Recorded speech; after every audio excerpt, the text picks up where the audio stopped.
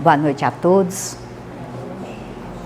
É sempre uma alegria nos reunirmos para fazermos essas reflexões. E hoje a reflexão que eu trago começa por nossas inteligências, bem assim, no plural mesmo. Como as nossas inteligências podem ser trabalhadas de forma que nós alcancemos um autoconhecimento mais elevado, mas sempre nos pautando pela moral cristã e pelo equilíbrio.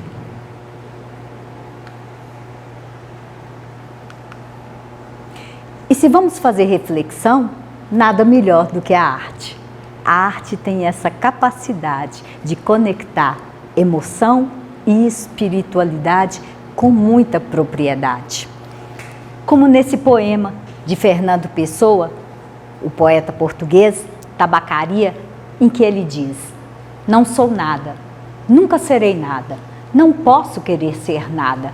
A parte isso, tenho em mim todos os sonhos do mundo. Nesse poema, Fernando Pessoa fala sobre a complexidade do ser humano.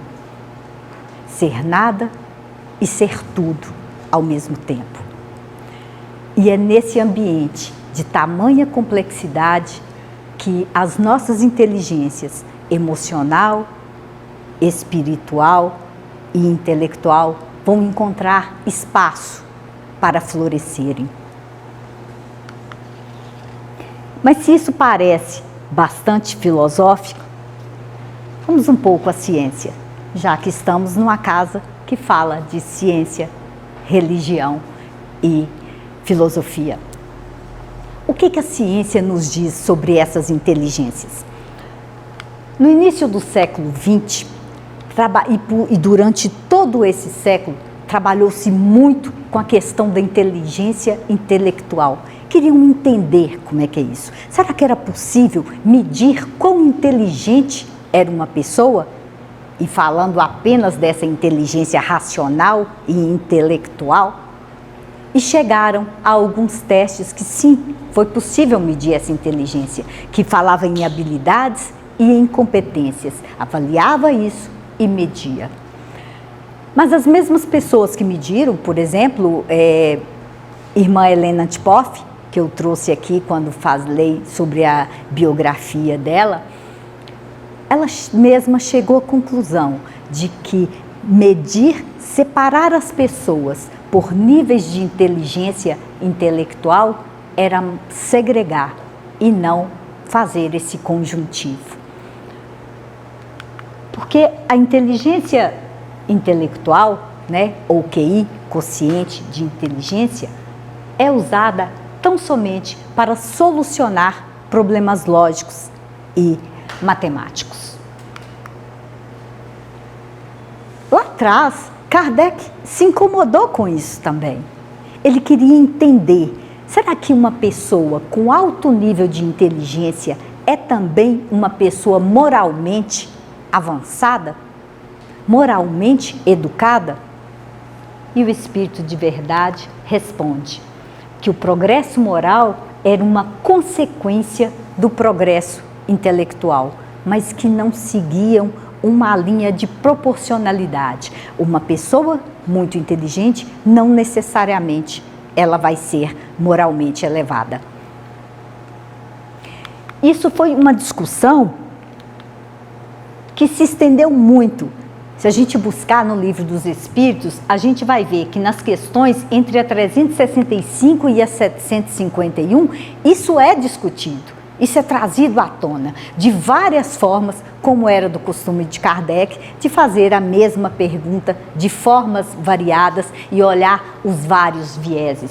E a conclusão a que se chega é que esse progresso moral e a inteligência são duas forças que não se equilibram senão com o passar do tempo, senão com a maturidade.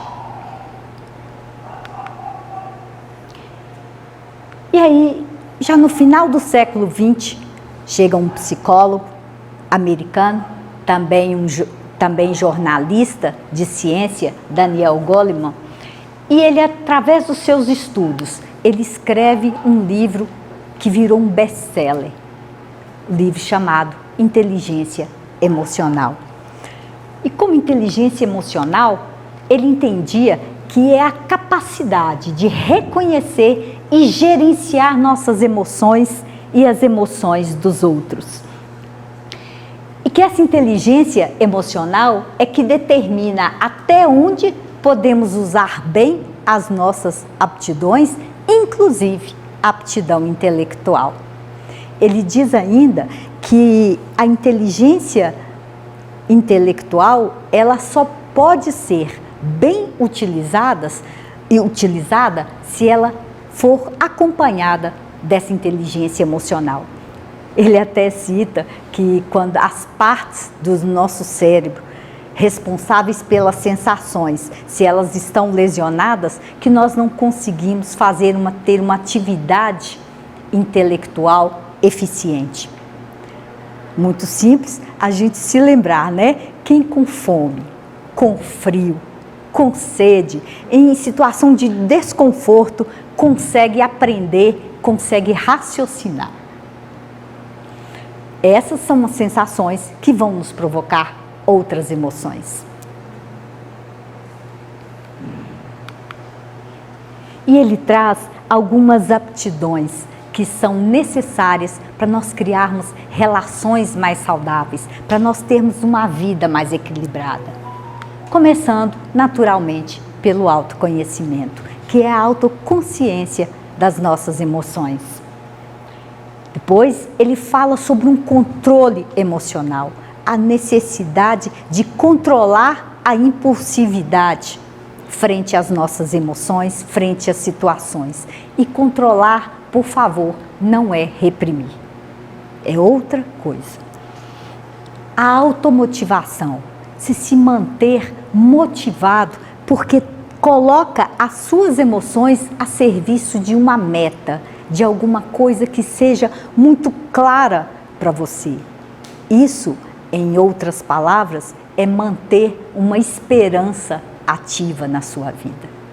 Porque a gente já viu ao longo de algum tempo que as palestras, por exemplo, motivacionais, né, que tiveram tanto espaço, elas pouco nos serviu, porque era como se a gente tivesse que tomar injeção o tempo inteiro de motivação. Ia passando o efeito, era necessário que fosse outra. Porque a motivação não pode vir de fora. A motivação tem que vir de dentro. E ela tem que ser trabalhada, tem que ser automotivada. E depois a empatia. A empatia, que é a capacidade de reconhecer o outro, de reconhecer e valorizar e considerar as emoções dos outros. E dessa forma, criar sintonia com o mundo. As nossas habilidades sociais também precisam ser trabalhadas, de tal forma que a gente consiga se relacionar de uma forma mais saudável e consiga se comunicar de tal forma que a gente tenha como objetivo olhar para o outro, como é que ele recebe, como é que ele se comporta. Então, o de que nós estamos falando é sobre autocuidado, é sobre empatia, é sobre leveza, é sobre conexões genuínas, é sobre fazer presença. Como nessa música de Ana Vilela, em que ela diz: segura teu filho no colo, sorria e abraça os teus pais enquanto estão aqui. Que a vida é trem-bala, parceiro, e a gente é só passageiro, prestes a partir. Não parou por aí. Essas pesquisas foram ainda avante e uma psicóloga, física e filósofa com pós-graduação em religião e psicologia, Dana Zohar, americana também, e seu marido, o psiquiatra Ian Marshall, descobriram que era preciso ir além, porque eles viram pessoas que tinham muito sucesso na vida, que tinham tudo, aquele assim, o que te falta? Sabe? Eu tenho dinheiro, eu tenho família, eu tenho amigos, eu tenho tudo que aparentemente poderia fazer alguém ser feliz. E essas pessoas o que elas tinham, na verdade, era um grande vazio. E a esse vazio, Dana Zohar e Ian Marshall chamaram de inteligência espiritual. Era isso que estava faltando e deram o nome de inteligência da alma, que é uma capacidade de encontrar significado, de encontrar propósito na vida, de ter algo maior, algo transcendente, que fizesse com que eu realmente me mantivesse pronto para a vida. Era a capacidade de encontrar esse propósito.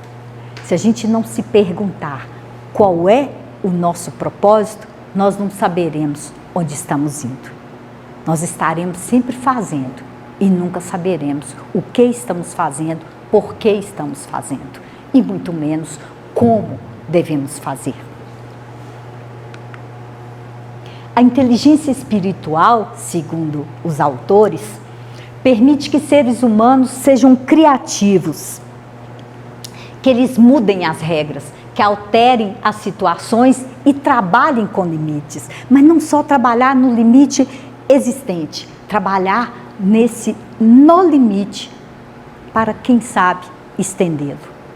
Porque nas perguntas que são feitas, sabe, é preciso saber se realmente o que está me guiando são crenças que eu aprendi, são crenças que eu herdei da minha ancestralidade, da minha cultura, ou são valores mais elevados, que também têm que ser questionados, porque também se renovam. Esse quociente de inteligência espiritual nos dá capacidade de escolher, porque nos dá aquilo que irmão Grimm, um dos espíritos, mentores desta casa, nos diz que é um olhar mais ampliado para a vida. É enxergar as coisas de outra forma, sob outros pontos de vista. Ter um senso, mas sempre com base em um senso moral e, por isso, capaz de amenizar as normas tão rígidas com compreensão e com compaixão. Através da inteligência espiritual, nós trabalhamos o bem e o mal e vamos ver possibilidades que não víamos antes. A possibilidade do irrealizado. Podemos sonhar, aspirar e superar situações difíceis.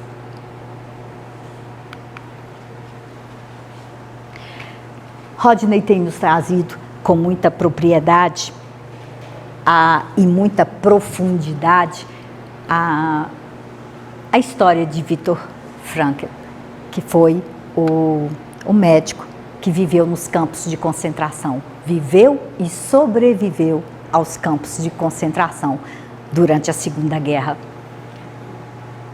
Num livro Em Busca de Sentido, ele traz isso. Ele diz: a busca de sentido pelo homem é a principal motivação de sua vida e não uma racionalização secundária de impulsos instintivos. E é este sentido que é único e específico. Para cada um de nós é diferente. Cada um de nós tem de encontrar o seu próprio sentido. E é quando nós encontramos o nosso sentido que esse vazio é preenchido. A vontade de sentido é satisfeita.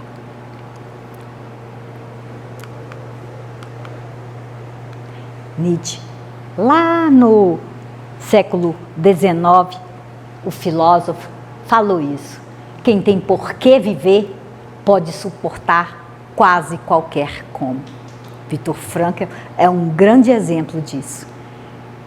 Os seus porquês eram tão bem estruturados que sabe-se Deus os comos que ele enfrentou, sobreviveu e ainda criou uma linha terapêutica, que é a logoterapia dentro da psicologia, a logoterapia que fala sobre isso, sobre o sentido da vida, descobrir propósito na vida.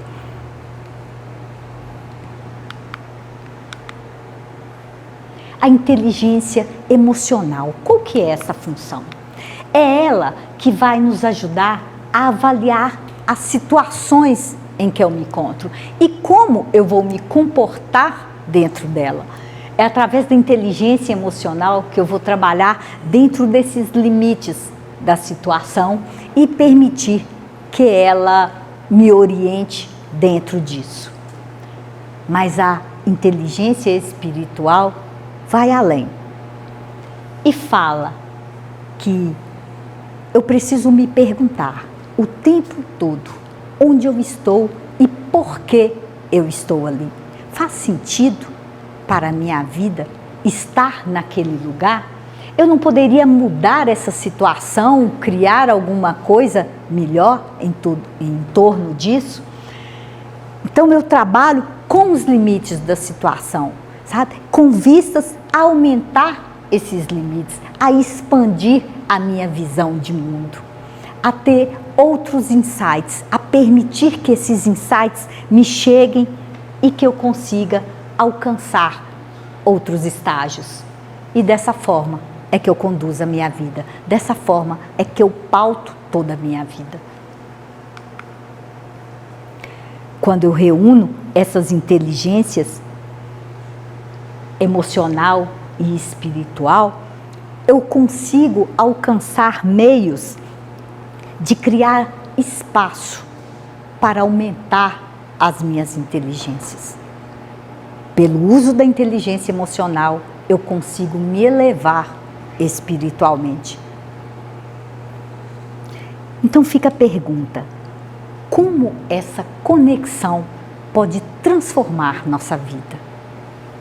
Como a gente pode levar isso, como a gente pode dosar isso na nossa vida? Como isso se aplica para cada um de nós? O Rabino Abraham Heschel dizia que estamos mais perto de Deus quando fazemos perguntas do que quando pensamos que temos as respostas. É assim, fazendo perguntas. E como diria irmão Leocádio, como diria irmã Marina, é nos abrindo para ouvir a resposta. Porque não adianta só fazer as perguntas, nós precisamos das respostas. E as respostas estão postas e sendo colocadas todo o tempo pelos espíritos, por nós mesmos, por nossa essência. Essas inteligências, ainda no século XX, elas foram trabalhadas e esse outro psicólogo, Howard Gardner, ele chegou a enumerar várias inteligências. A princípio 7, depois ele reuniu mais 2, viraram 9 e trabalhou-se muito nisso. Então aí vem inteligência linguística, inteligência inteligência esportiva, inteligência espacial, vários tipos de inteligência. Mas tudo o que se entendeu é que todas elas derivavam da inteligência intelectual, da inteligência emocional e da inteligência espiritual. Ou pelo menos isso é aceito por grande parte da ciência. Essa inteligência racional responde à pergunta: o que eu penso? São conexões neurais que eu vou usar e que me vão levar a um progresso técnico e a um progresso científico. Mas tem zero de compaixão na maioria das vezes. A inteligência emocional responde à pergunta: o que eu sinto? E é através de comportamento, é através das minhas emoções que eu vou alcançar uns níveis mais elevados, que eu vou ter níveis mais alongados de empatia, de melhores relacionamentos e que eu vou conseguir trazer o outro para perto de mim, entender o outro como uma relação, como uma parte de mim. E a inteligência espiritual, que reúne tudo isso e responde a pergunta: o que eu sou? Porque a inteligência espiritual fala da minha essência. E ela foca no equilíbrio da vida. O que pensamos e agimos com um propósito, com uma meta clara, sabendo onde estamos indo, o que estamos fazendo, e estabelecendo para nós o que é importante, quais são os nossos reais valores.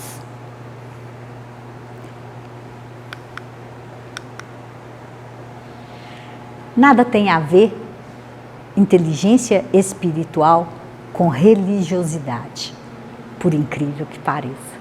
Religiosidade está ligada a crenças, está ligada a doutrinas, está ligado a credos, é outra coisa.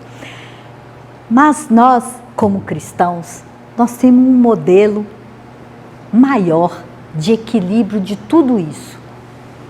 Jesus Cristo é nosso grande modelo. E ninguém como Jesus conseguiu reunir compaixão e ao mesmo tempo firmeza nessa terra. E quando, numa das passagens em que Jesus diz: terás de morrer para o velho antes de nascer para o novo, isso está muito bem colocado nessa situação. Nós vamos morrer e nascer muitas vezes numa única vida. Todos nós, o nascimento para nós foi uma morte para o plano espiritual e um nascimento no plano material. Várias vezes na vida, em várias situações, nós passamos por morte e renascimento. E se nós não nos desapegarmos do velho, nós vamos atravessar a vida como zumbis, achando que estamos vivos e, na verdade, estamos carregando como cadáveres o velho. Esse caminho para se alcançar o conhecimento passa por isso, passa pela disciplina da reflexão, passa pela prece, pela meditação, pelo estudo, e é alcançando esse conhecimento que nós vamos chegar em níveis de sabedoria, através do uso da reflexão, da prece, da meditação e do estudo. Outro grande exemplo para nós, Paulo de Tarso, o grande perseguidor dos cristãos que conseguiu transformar essa perseguição em missão. E foi usando a sua resiliência emocional dentro de um propósito para nos ensinar sobre fé e sobre determinação. É outro grande modelo que temos. Então podemos nos perguntar, como é que nós podemos integrar essas inteligências para criar uma vida mais plena? No início, na abertura, Rodney nos convidou a um exercício respiratório. É isso o que nós precisamos. Fazer respirações conscientes para entrarmos em estado de presença e, nesse estado de presença, respondermos a questões como essa. E para finalizar, eu gostaria de ler um texto que está no prólogo do livro Consciência, Inteligência Espiritual e que foi inspirado por um índio-americano ancião chamado Sonhador da Montanha Oriá. Não me interessa saber o que você faz para ganhar a vida. Quero saber o que você deseja ardentemente, se ousa sonhar em atender aos anseios do seu coração. Não me interessa saber sua idade. Quero saber se você se arriscará a parecer um tolo por amor, por sonhos, pela aventura de estar vivo. Não me interessa saber que planetas estão em quadratura com sua lua. Quero saber se tocou o âmago de sua dor, se as traições da vida o despertaram ou se você se tornou murcho e fechado por medo de mais dor. Quero saber se você pode suportar a dor, a minha e a sua, sem procurar escondê-la, reprimi-la ou narcotizá-la. Quero saber se você pode aceitar a alegria, minha ou sua. Se pode abandonar-se à dança e deixar que o êxtase o domine até as pontas dos dedos das mãos e dos pés. Sem nos dizer para termos cautela, sermos realistas ou nos lembrarmos das limitações de sermos humanos. Não me interessa se a história que me conta é verdade. Quero saber se consegue desapontar outra pessoa para ser autêntico consigo mesmo. Se pode suportar a acusação da traição e não trair a sua alma. Quero saber se você pode ver beleza, mesmo que ela não seja bonita todos os dias. E se você pode buscar a origem da sua vida na presença de Deus. Quero saber se você pode viver com o fracasso seu e meu. E ainda, à margem de um lago, gritar para a lua prateada: eu posso. Não me interessa onde você mora ou quanto dinheiro tem. Quero saber se pode levantar-se após uma noite de sofrimento e desespero, cansado, ferido até os ossos, e fazer o que tem de ser feito por seus filhos. Não me interessa saber quem você é e como veio parar aqui. Quero saber se você ficará comigo no meio do fogo e não se acovardará. Não me interessa saber onde, o que ou com quem você estudou. Quero saber o que o sustenta a partir de dentro, quando tudo mais desmorona. Quero saber se consegue ficar sozinho consigo mesmo e se realmente gosta da companhia que tem nos momentos de vazio. Com essa reflexão, eu agradeço a vocês a presença e que possamos, com os auspícios, com as lições de nosso querido Cristo, do Mestre, fazermos bom uso, cada dia melhor uso das nossas inteligências. Muito obrigada. Vamos ao mundo.